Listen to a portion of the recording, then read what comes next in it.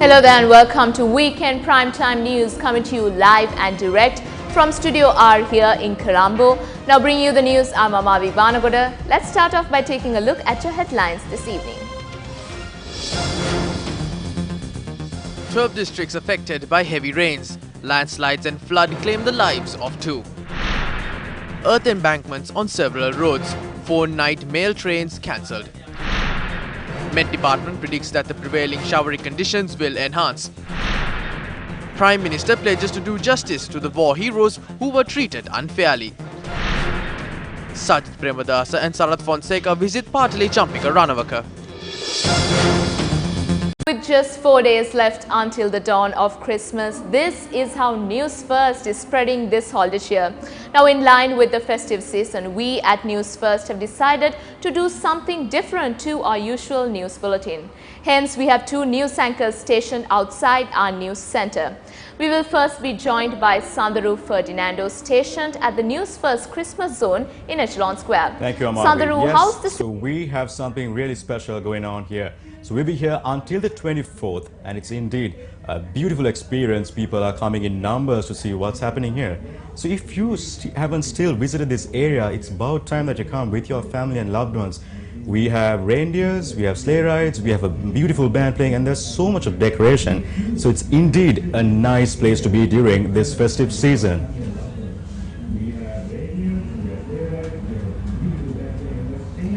Thank you, Sandaru, for that update. Now, Sandaru is coming live and direct from the Newsfirst Christmas Zone in Echelon Square. Now, besides the Newsfirst Christmas Zone, the Sirsa Christmas Zone is also happening right now here outside in the premises of the Newsfirst News Center. We are now joined by Muad Rasik, who is joining us from the Sirsa Christmas Zone. As you can hear right now in my background, the activities here at the Sirsa Christmas Zone down Redbrook Street in Colombo is in full swing as a live musical show is currently being held outside the Captain Maharaj organization headquarters premises here down Redbrook Street. Now this is one of the place to be at this race Christmas alongside the Echelon Square in the heart of Colombo. This is a place filled with many fun-filled activities for the kids and of course adults. There is a Snow City, there is a live musical concert, there is a candy floss for the kids, and there are many fun-filled activities here just dedicated for you at this year's Christmas.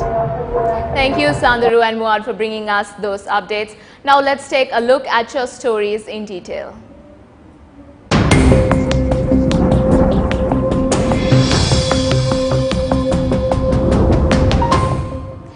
In one of your headline-making stories this evening, 12 districts have been severely affected by the heavy showers that battered the country during the past few days. The Disaster Management Center said that 2 people were killed by landslides and floods in the island.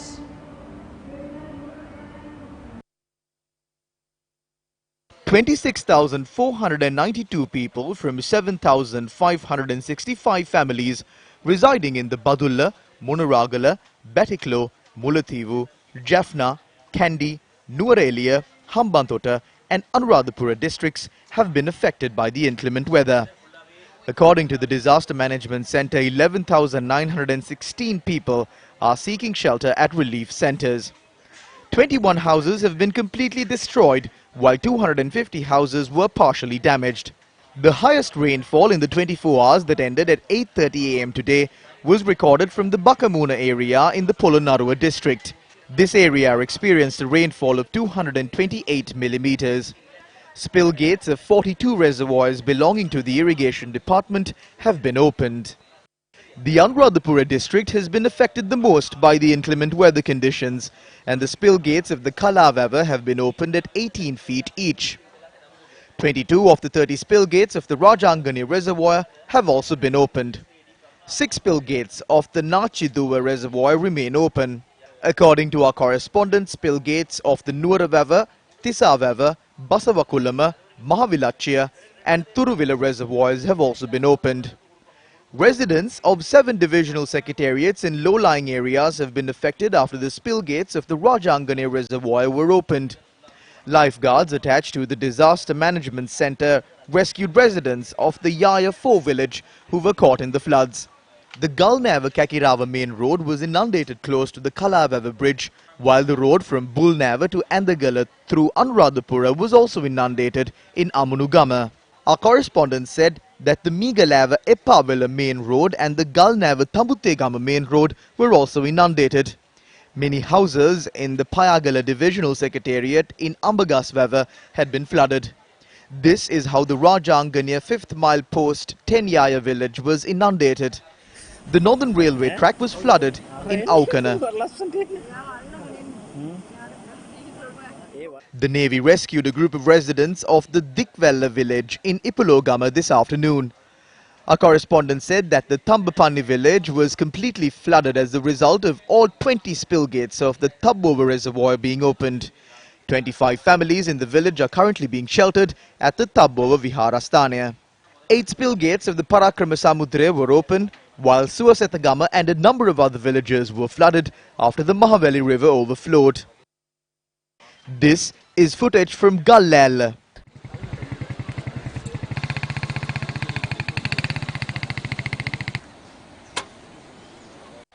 The police and the army took steps to rescue 40 passengers inside a bus which was caught in the currents in Manampitia.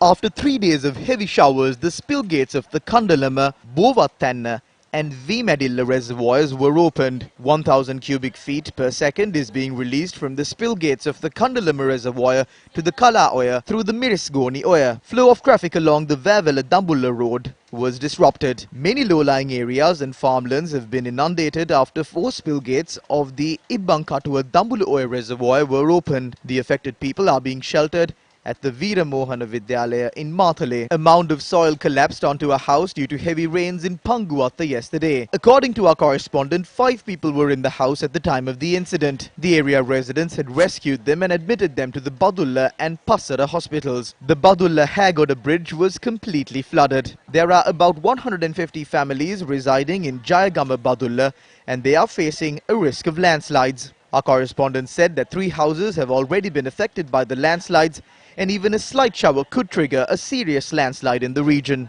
This is how the Nuwara Elia Ambayavela road had given away from the Rendavela region due to incessant rains. Our correspondent said that residents of line houses in Rendapola have been advised to evacuate. According to our correspondent, the Sengal Oya water control gate of the Daduroya had broken down.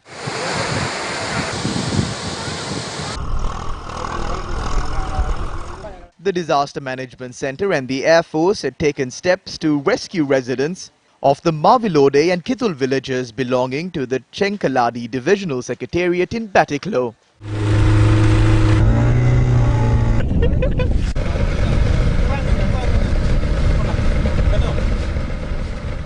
Meanwhile, the Disaster Management Center says the spill gates of the Moragahakanda reservoir may have been opened as the reservoir has almost reached spill level due to the incessant rains. Assistant Director of the DMC, Pradeep Kodipidi, said that the residents on either sides of the Abanganga should remain vigilant. Let's now take a look at your weather forecast.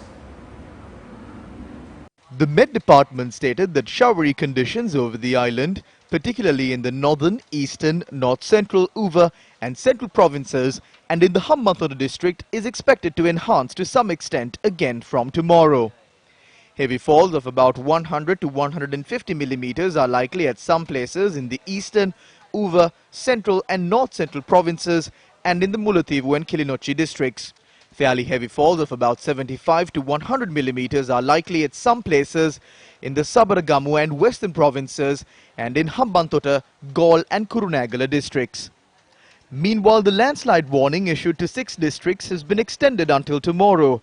The National Building Research Organization said that the landslide warnings have been issued to certain divisional secretariats in the Mathale, Kandy, Nuwara Elia, Badulla, Monaragala and Ratnapura districts.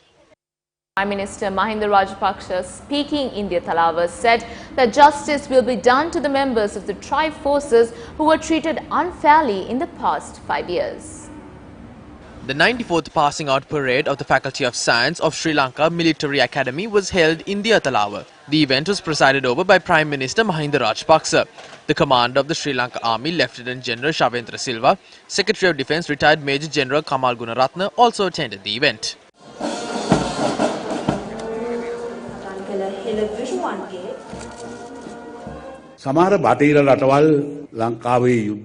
Some Western countries are against us ending the war. But no matter the views of the politicians, the views of the military officers of those countries are different. They operate at a professional level. Therefore, we can say without a doubt that Sri Lanka has a military that has a good reputation in the world. Since the duty of the tribe forces is to protect the country, people who are against the country will also be working against you. The officers of the tribe forces, from high-ranking officers to soldiers, were brought before the police and questioned. False charges were leveled against them and they were imprisoned. Even while looking at all of these things happen, parents sent their children to be armed forces because of their love of the country. Today I make a promise before the new army officers and their parents that I will do justice to the military officers who were treated unfairly and subject to humiliation during the past 5 years. During these 5 years of bad governance, terrorism that was completely defeated has raised its head again. This situation arose as the former government went after these army officials and made the system dysfunctional. Just as we overcome all challenges that we have faced so far, we will overcome this challenge too. After the event, Lieutenant General Shavendra Silva expressed these views. The fact that the Sri Lanka army is one of the most powerful armies in the world is recognized not only by us, but by armies across the world as well. The Sri Lankan army won the war that the people dubbed unwinnable. The Prime Minister said that these officers will be joining the prestigious army and will continue to serve in the army for 35 to 36 years. Today, we are happy that these cadet officers have concluded a difficult but essential training program and passed out as army officers. ඉතාමත් දුෂ්කර වූත් වැදගත් වූත් පුහුණු වීමක් අවසානයේ නිලධාරීන් බවට පත් වුණා. The Navoda Lanka organization held a meeting in the Kirillawala town today. The chief guest of this meeting was the presidential candidate of the New Democratic Front, SAJITH PREMADASA.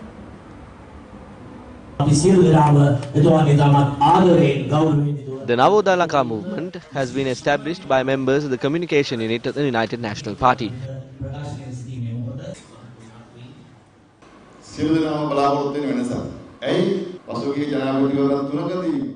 Everyone is hoping for a change. There was a different candidate at the 3 previous presidential elections, claiming that he cannot run. That shows that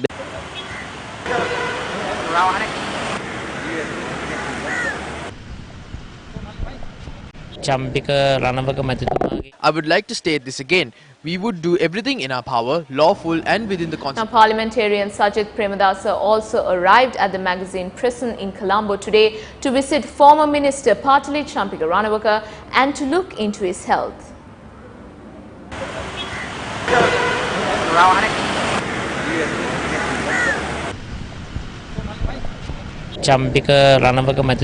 I would like to state this again. We would do everything in our power, lawful and within the constitution to get former Minister PATALI CHAMPIKA out of jail. I will not comment on the judicial process.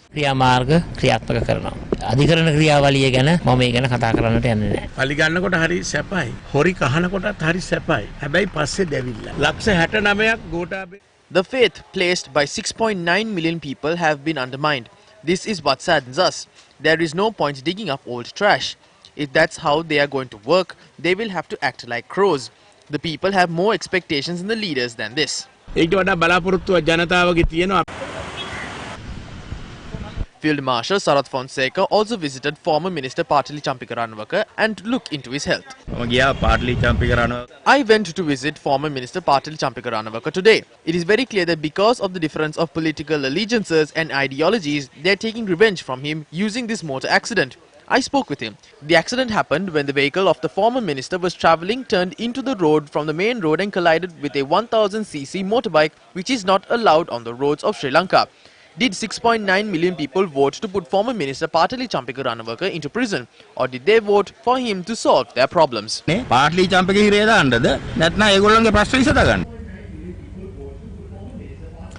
State Minister of Power Mahinda expressed these views at an event held in Dulagala, Udunuvara yesterday. A minister of the former government, PATALI CHAMPIKA was arrested in connection to an accident he was involved in many years ago. We saw the law of the land being enforced properly in the country during the past few days. We reiterate that everyone is equal before the law. The same law that applies to an ordinary person also applies to a minister. They are scared when the law is being enforced against the wrongdoers. The law of the country is being enforced today, and that is a good thing for the country.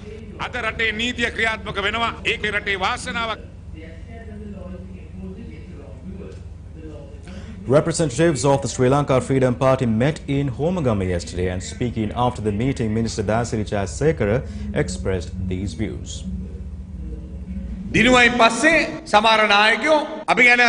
After the victory, some of these leaders now hold a different opinion about us. The Sri Lanka Freedom Party was the deciding factor at this year's election in which Gotabaya Rajapaksa emerged victorious. Now after this victory, we are facing many of these issues. Funds amounting to 2 million rupees have been disbursed to Grama Seva divisions.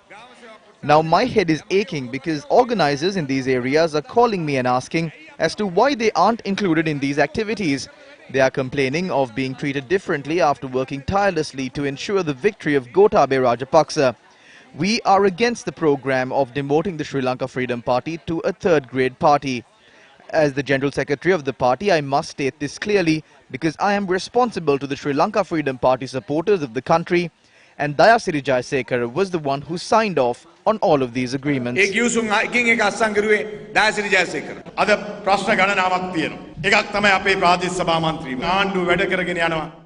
There are many issues today.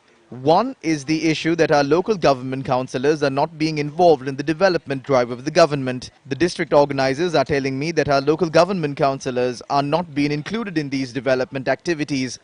They are saying, we won't be getting the 2 million rupees, will we? We have to raise these questions every now and again. We are facing criticism from the organizers in the party as per the party mechanism on certain issues regarding the party. In the future, we will hold discussions with the President and the Prime Minister.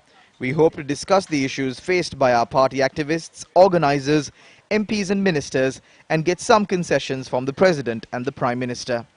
All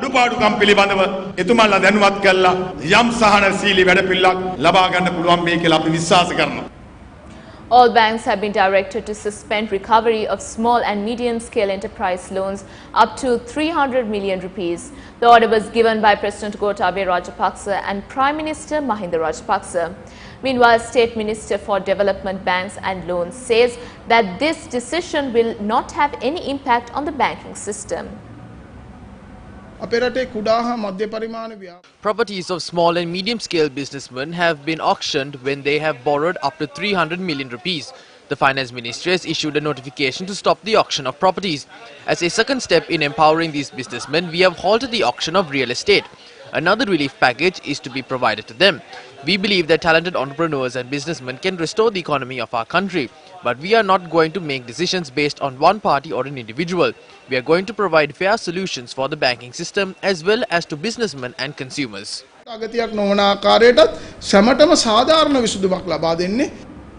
The Presidential Commission appointed to look into the April 21st attacks recorded evidence today as well. IP Sudatsiri Upendra, the personal assistant of the Colombo North Superintendent of Police, arrived today to share evidence.